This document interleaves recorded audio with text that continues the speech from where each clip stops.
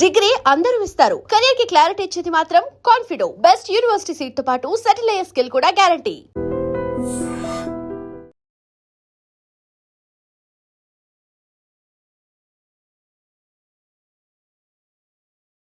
But ఇప్పుడు కవిత arrest అయ్యి జైల్లో ఉన్నప్పుడే బీజేపీలో బీఆర్ఎస్ ని కల్పించాలి అనేటువంటి ఒక ప్రతిపాదన అది అసంభవం అండి. అది ఊరికే ఇది మీడియా ప్రతి ఏ ఇంటర్వ్యూ ఇచ్చినా ఈ క్వశ్చన్ వస్తుంది.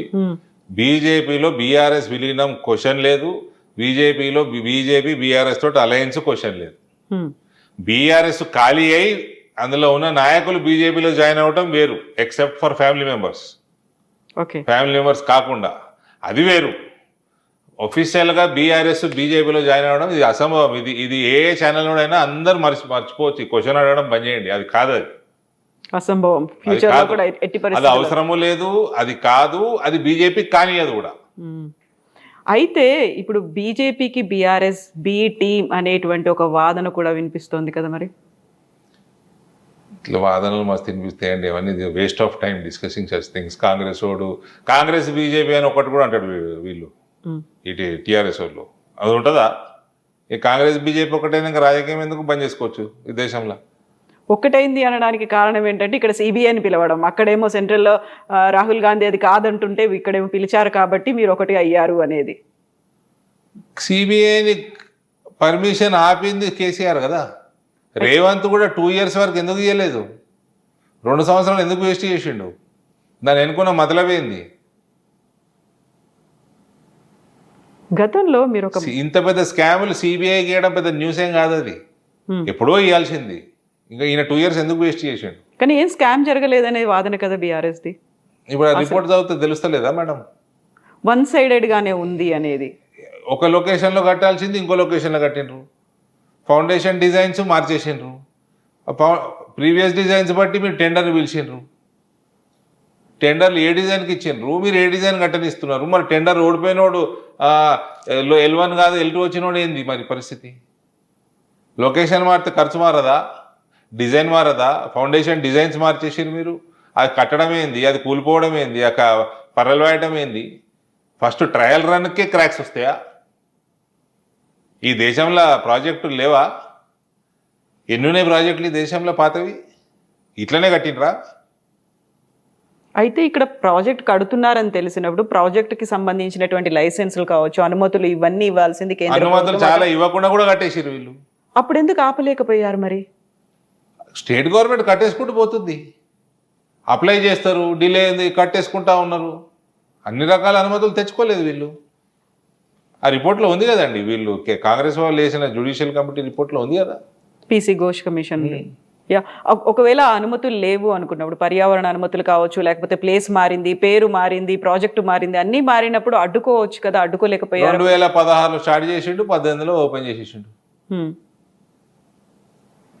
ఇంత మీద ఇట్లాంటి ప్రాజెక్టులు ఒక 100 years, 150 years, ఇవాళ రేపు ఉన్న టెక్నాలజీకి 200-300 సంవత్సరాలు నిలబడేటట్టు కట్టుకోవాలి.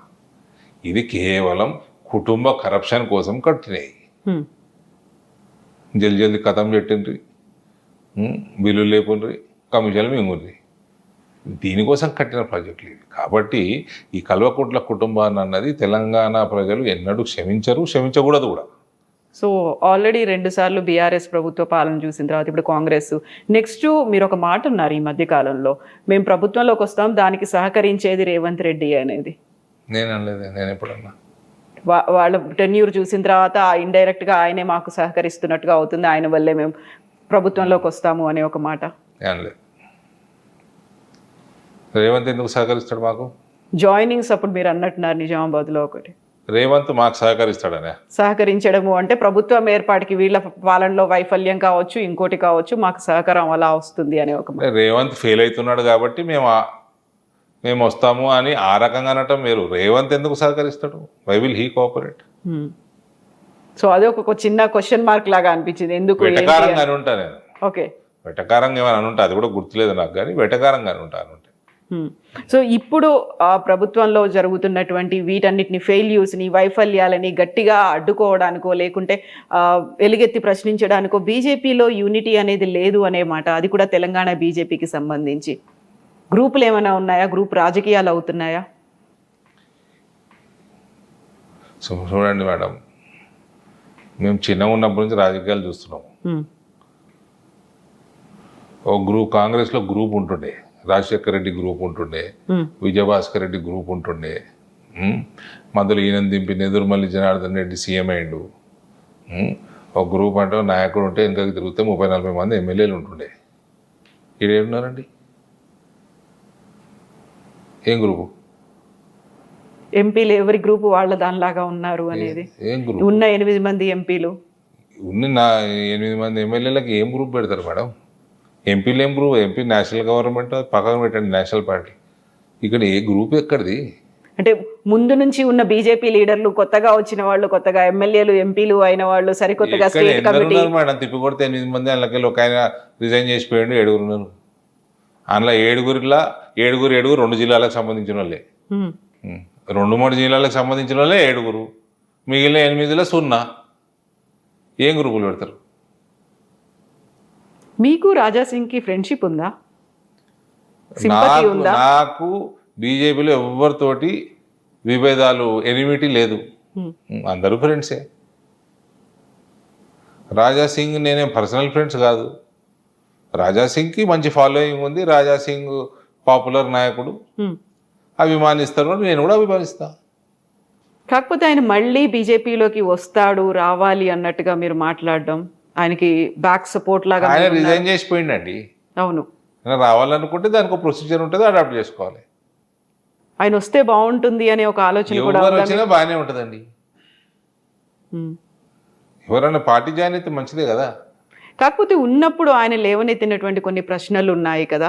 ఎవరైతే సంస్థాగతంగా కింది స్థాయి నుంచి ఉన్నారో కార్యకర్తల్ని బీజేపీ పట్టించుకోలేదు, అందువల్ల ఇన్ని రకాల గ్రూపులు వచ్చాయి అనే మాట. మళ్ళా మేడం, ఆయన అన్నమాట నేను చెప్తున్నాను, రాజాసింగ్ అన్నమాట అన్నాడు. ఆయన కాన్స్టిట్యున్సీలో నేను కూడా చూసిన, ఆయన కాన్స్టిట్యున్సీలో నుంచి రిప్రజెంటేషన్ సరిగ్గా లేదు. నా కాన్స్టిట్యున్సీ కూడా లేదు. నా దగ్గర వచ్చిన ఓట్లకి, నా దగ్గర వచ్చిన సీట్లకి తగినట్టు రిప్రజెంటేషన్ లేదు స్టేట్ కమిటీలో. నేను కూడా చెప్తున్నా.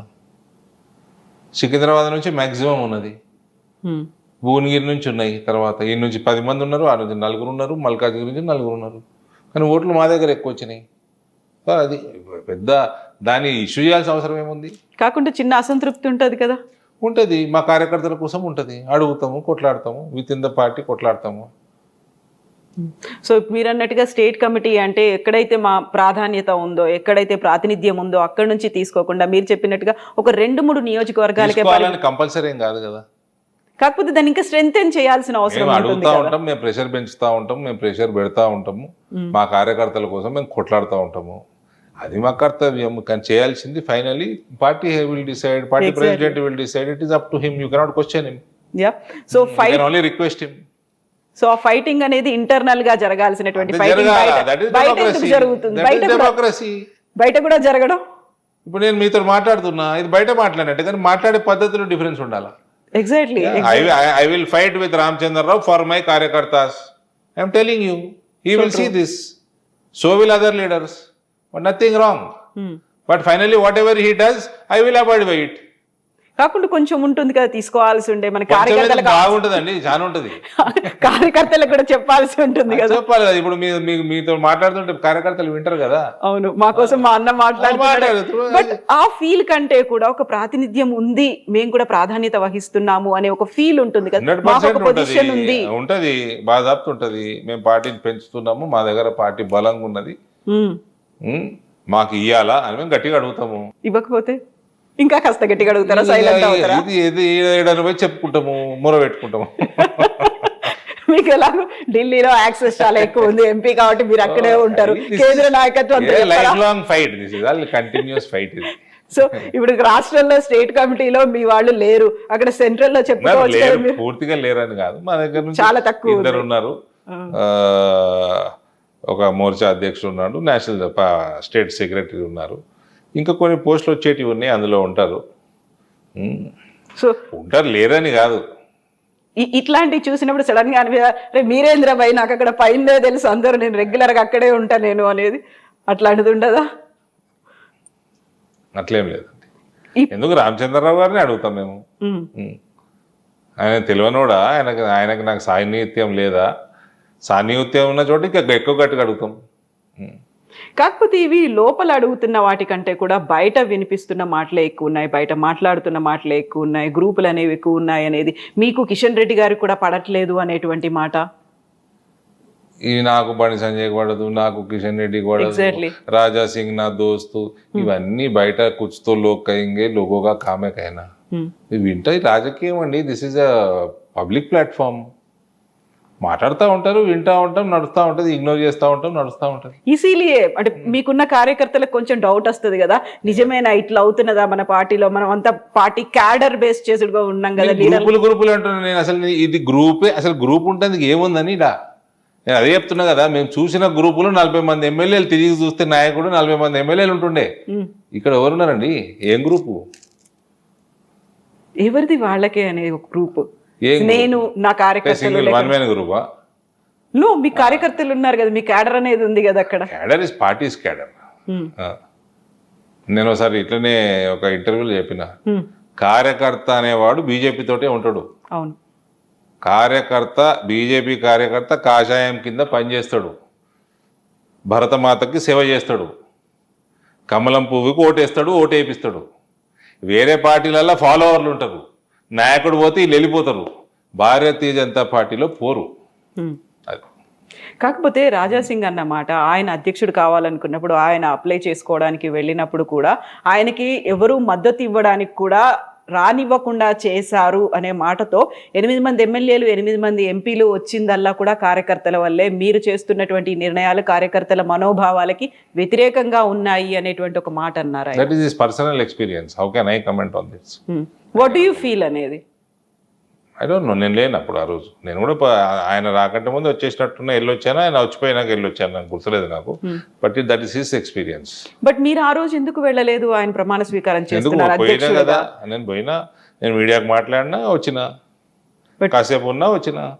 మీరు అటెండ్ అవ్వలేదు, మీలో కూడా ఒక అసహనం అనేది ఉంది, మీరు కూడా అధ్యక్షుడు కావాలనుకున్నారు అనే మాట. అట్లేం లేదండి. ఎందుకు రామచంద్రరావుకి అన్నిటికంటే పెద్ద ప్రోగ్రామ్ ఇవాళ నిజామాబాద్లో అయింది. నేను చేసిన అసహనం ఏముందండి. కాకపోతే రాజాసింగ్ ఏమో పార్టీకి రిజైన్ చేశాడు, ఆయన దూరం అయిపోయాడు. అరవింద్ కూడా కోపం వచ్చింది, ఆయన కూడా కొంచెం దూరంగా ఉన్నాడు. నేను రామచంద్రరావుకి ఎందుకు సహకరిస్తా? కోపం ఉంటే వ్యక్తిగతమైనటువంటి పనులు ఉన్నాయి కాబట్టి నేను అటెండ్ అవ్వట్లేదు అనే దాంతో మీరు ఒక ప్రోగ్రామ్ అటెండ్ కాలేదు. నేనే ప్రోగ్రామ్ చేసిన కదా ఆయనకి. ఈ రోజు చేశారు? ఈ రోజు కాదండి, నేను ఆగస్టు 25th రోజు చేసిన. నిజామాబాద్ వచ్చింది కదా ఆయన. నిజామాబాద్ జగిత్యాలకు సంబంధించి బ్రహ్మాండమైన కార్యకర్తల సమావేశం చేసిన. ఆనాటికి అదే అతిపెద్ద కార్యక్రమం అధ్యక్షుల వారికి రాష్ట్రంలో. All is well. Always well. Always it will be well. Okay. So